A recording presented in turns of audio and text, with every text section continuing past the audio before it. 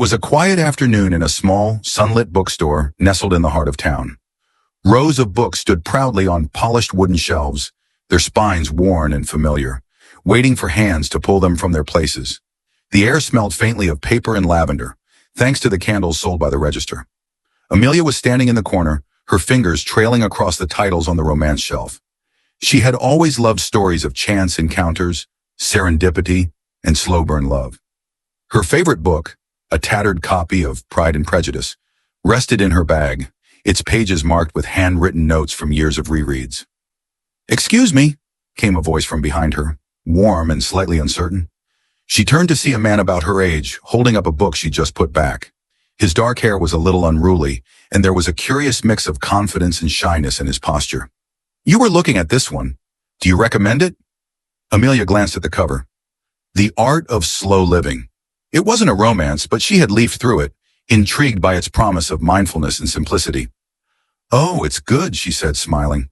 "The author has a poetic way of describing life's small joys.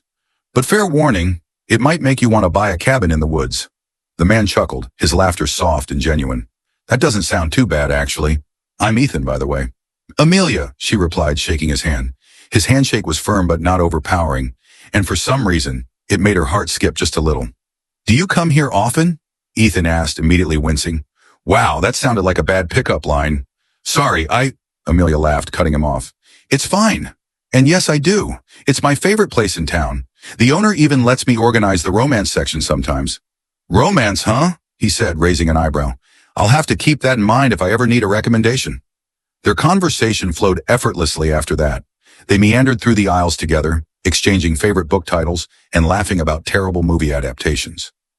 Ethan told her about his job as a photographer, capturing candid moments at weddings and festivals.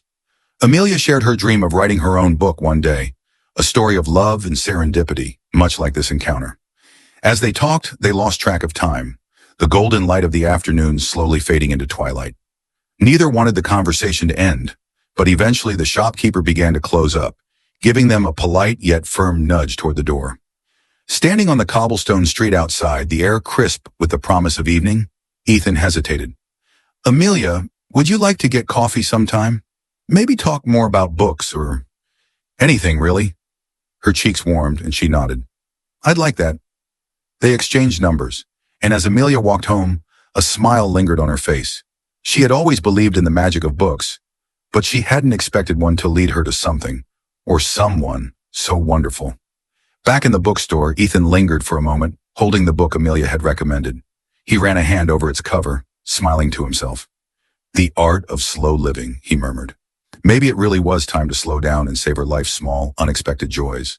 And maybe, just maybe, he'd found one of them today.